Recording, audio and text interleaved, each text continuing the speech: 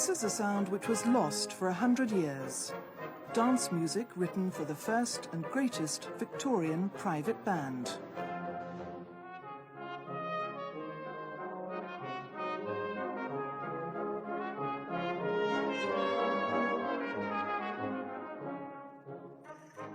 These leading professional players are recording it for a CD on instruments of the period. The reconstruction of the band and its repertoire is the culmination of 10 years of musical and historical research.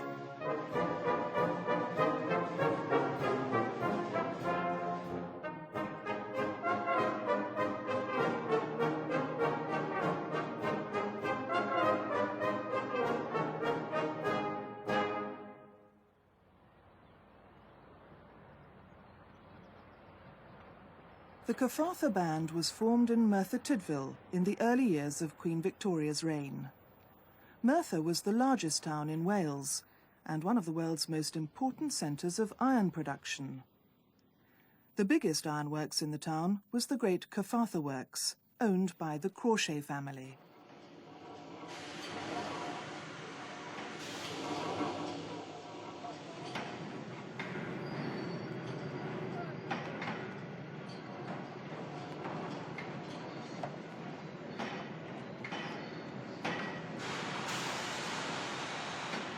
By the 1820s, when these watercolours were painted, the Crawshays were massively wealthy.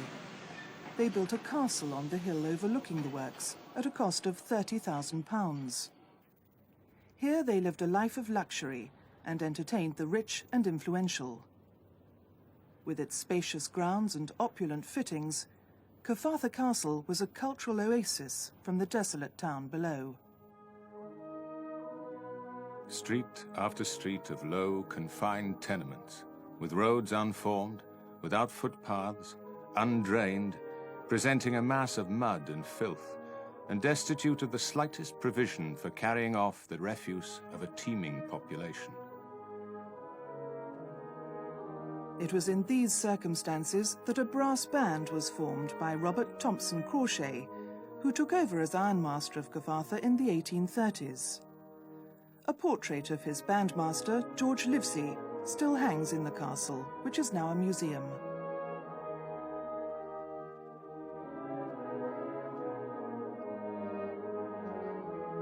Little was known about Crawshay's band. History books always described it as being formed in 1844, about the time when amateur working-class bands were being set up all over Britain. The assumption was that this was just another works band, like any other. But then in 1986, the curator of the castle phoned Trevor Herbert at the Open University and asked him to come and look at some musical items he'd found in an attic. They included a most unusual collection of brass instruments. On the rim of the bells was engraved the name of the owner of the Cyfarthfa ironworks. These were some of the lost instruments of the Cyfarthfa Band, and as Trevor Herbert examined them, he realized that the widely held assumptions about the band must be wrong. Until well into the 19th century, the players in this band were playing on keyed instruments like this one. Even when they changed to more modern instruments, they bought foreign imports, mainly from Vienna, with rotary valves. Now this runs directly contrary to the pattern that was occurring throughout the rest of the country. Brass bands were being set up, and they tended to play exclusively instruments with piston valves, just like this. This, I think, is very interesting, because it suggests that the Cyfarthfa Band was different. It was not just any brass band. It was not a part of the great amateur working-class brass band movement. Piston valves were widely available in Britain from the mid-1840s. The instruments were cheap and easy to play, so they encouraged the spread of brass bands in working-class communities. Trevor Herbert's suspicion that the Cyfarthfa Band was different was supported by a receipt which he found in the Crawshay archives. It lists older instruments such as ophicleides and keyed bugles. Robert Crawshay bought 3 8-keyed bugles with tuning slides in 1840. This means that he had an established band before the spread of piston valves. This is confirmed by Crawshay's obituary in a Merthyr newspaper. It gives a date for the founding of the band, 1838.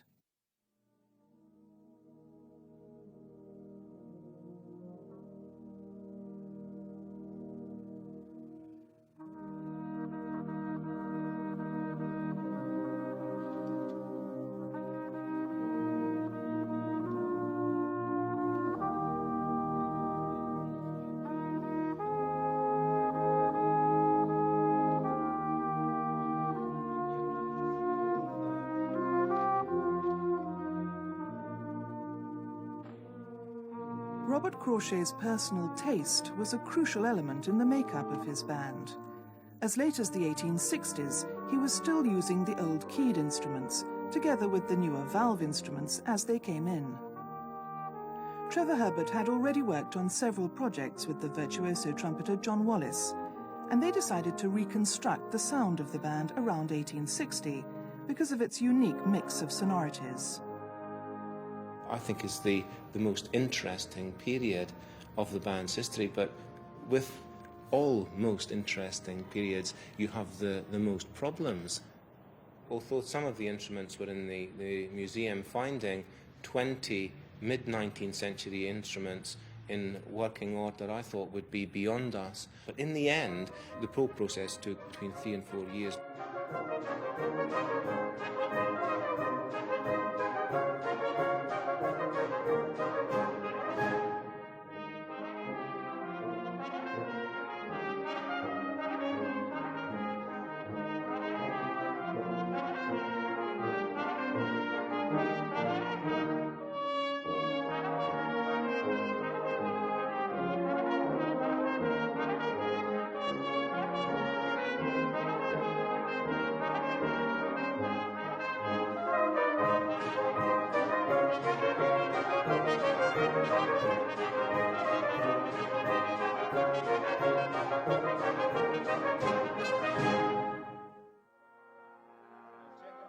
One of the problems was to choose a pitch which would suit all the instruments.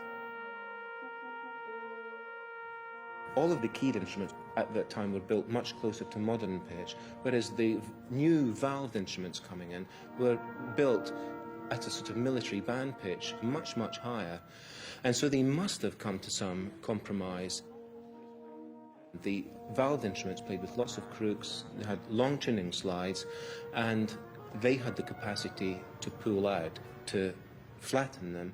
So it was a compromise in the end, but I feel fairly sure it's a historically accurate compromise because the state of pitch was in flux at that point in the 1850s in the brass world. Bar 4 in the first trombone and the second upper bar 4, just to see if we can get the D's and... Playing first off, that's your part. Yeah, D flat. D flats and F naturals and do do do do. Yeah, that. It's just with the first two, we can get the try and get the Fs together. Okay. Just that fourth bar, please. 3. All right. We get the D natural higher. Yeah. Yeah. Again. All right. Yeah, that's it. Bar 5 again, please. Yeah,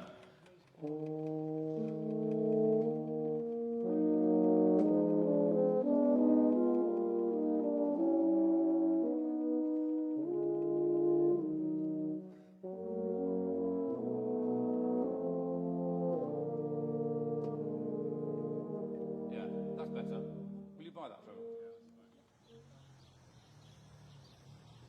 Just how good were Crawshay's players? A variety of documentary sources helped to build up a picture of the band in the mid-19th century.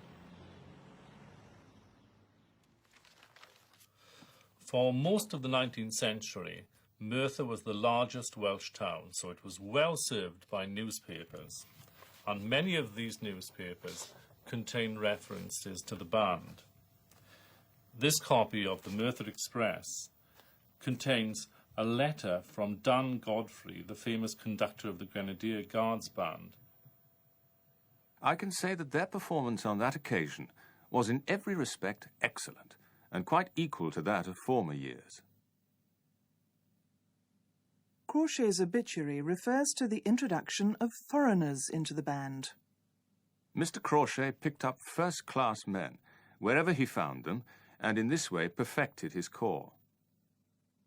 All this points to something much more than an amateur works band. But the most conclusive evidence was the band parts, which were rediscovered at Cyfarthfa Castle at the same time as the instruments. They contain a large and sophisticated repertoire, more than 350 pieces of handwritten music. One of Trevor Herbert's biggest tasks was to catalogue them all. Now, band books, particularly when they're monastery parts, are very, very important because they give us a very clear indication of how well the players could play. This music was written especially for individual players. They were bespoke arrangements. Therefore, they give us an idea of the outer limitations of the player's ability. It is clear from these books that the players were virtuoso.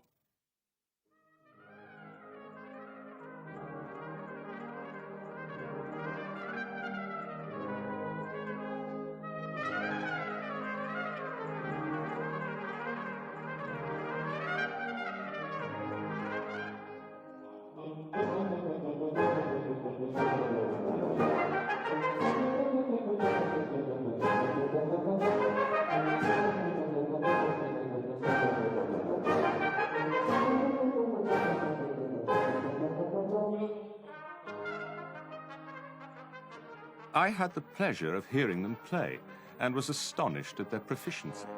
The bandmaster had them under excellent control. He everywhere took the time well, and the instruments preserved it, each taking up his lead with spirit and accuracy. In short, I have seldom heard a regimental band more perfect than this handful of workmen, located in the mountains of Wales.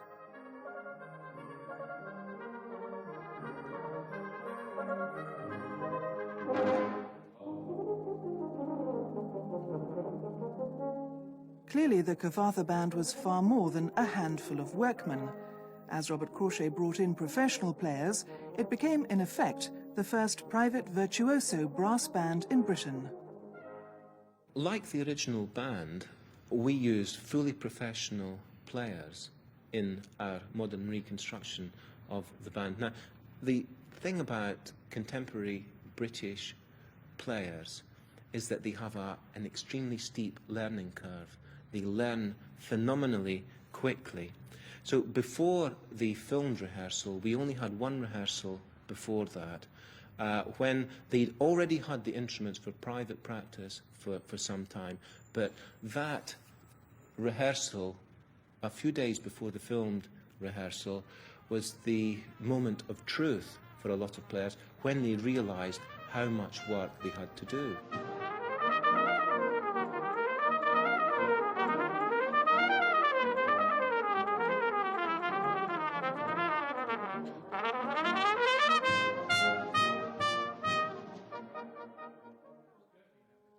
There were no conductor's scores, and the individual parts often needed correcting. There were still a lot of mistakes in the parts and bars missing, quite an amazing amount, really, when you think from the evidence of the parts, how dog-eared a lot of them are, how often they were played.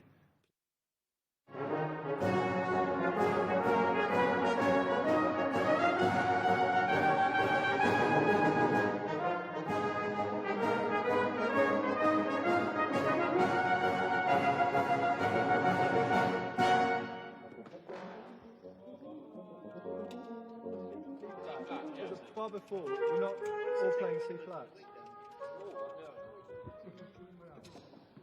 That one's a... Yeah. Should we just try this last one? Yeah.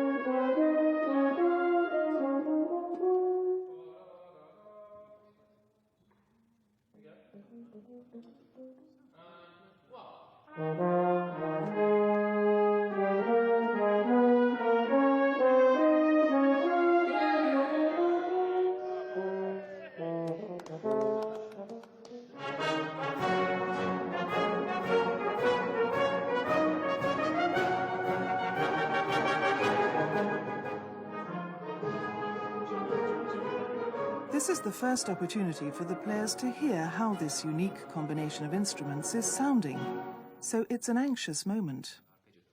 I think it's very close. We think we can hear everything. Yeah, in the end, Yeah. the Okay. only part where I felt that things like occupies and baritones were missing were in long sustained notes. I can hear it when they're together with the cornets and bugles going da da da da da da or whatever. But there are some marvelous chordal writing in the middle. Yeah, it's probably my fault, because where I am, I hear an awful lot of them. Really? I mean, I don't get a balance like you're getting in here, because I'm so close to them. So I'm saying shush, shush, shush. And in fact, I don't need to. We're just worried a little bit about the definition on the bass end, on the tubas. They say it sounds gloopy. Gloopy. Gloopy. That'll be a technical term.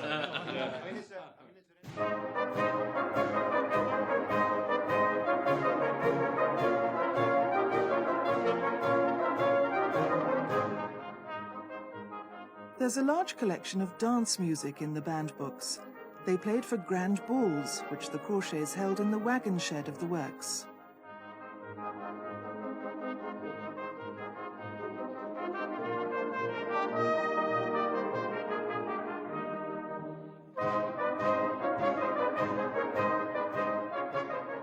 This photograph was taken in 1871 at the marriage of Robert Crawshay's daughter.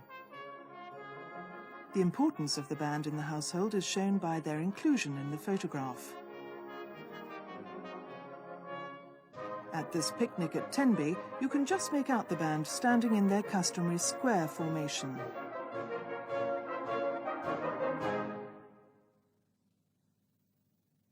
On the bandmaster's music stand is a page of Beethoven's First Symphony. The band books contain a very wide repertoire of 19th century art music, including several complete symphonies and excerpts from the latest Italian operas.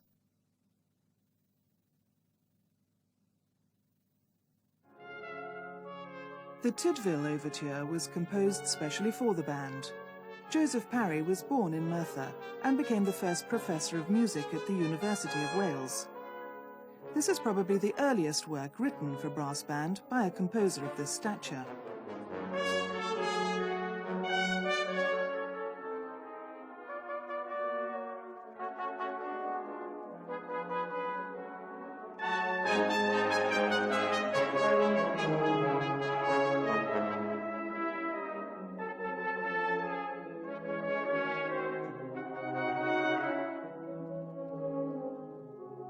By the 1870s, when this music was written, the fortunes of the Crawshay family and their ironworks were in decline.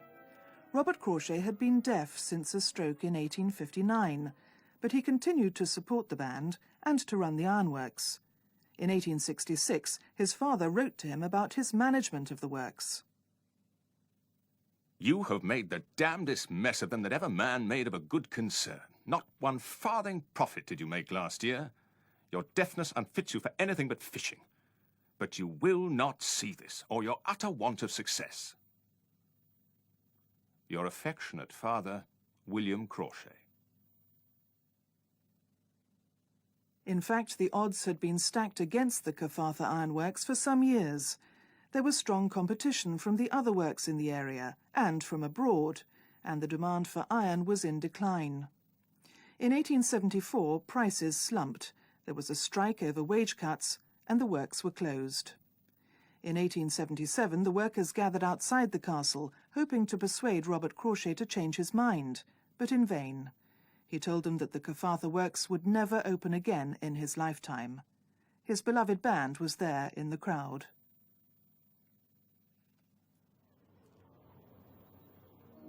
Two years later, Robert Thompson Crawshay, known as the last of the Iron Kings, died. He was taken from the castle to a church in the hills, which Crawshay himself had built. Every window had its blind down, and all the shops were closed. The school children, drawn up in rows on each side, awaited the cortege, having had the permission of the family to do so, and threw bunches of flowers under the brake. The burial ground was kept pretty well clear, but there was a deep belt of people crowding the boundary walls all round. The sun shone brilliantly, and tempered by his genial rays the inclement north wind, which blew with quite winterly severity. Crawshay was buried in a coffin made from wood that he had supervised the cutting of. He was buried in a grave exactly 14 feet deep. He left instructions that no one should ever share his grave, and that it be covered by a single stone of no less than 5 tons in weight.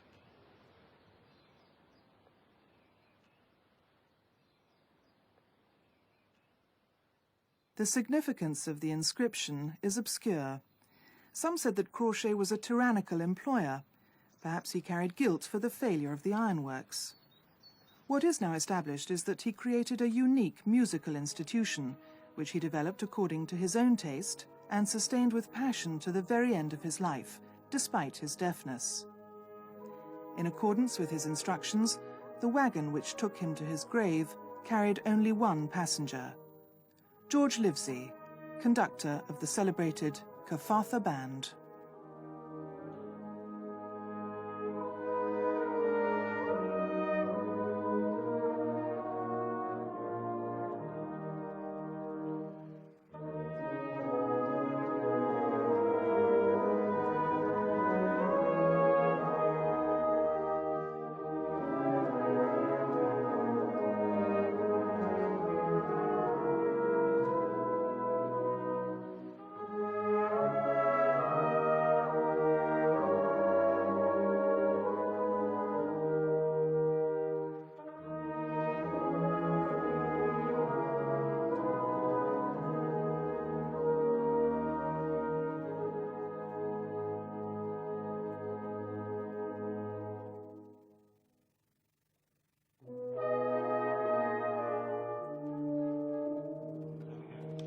Thank you very much indeed. Back at 2:30. 2:30.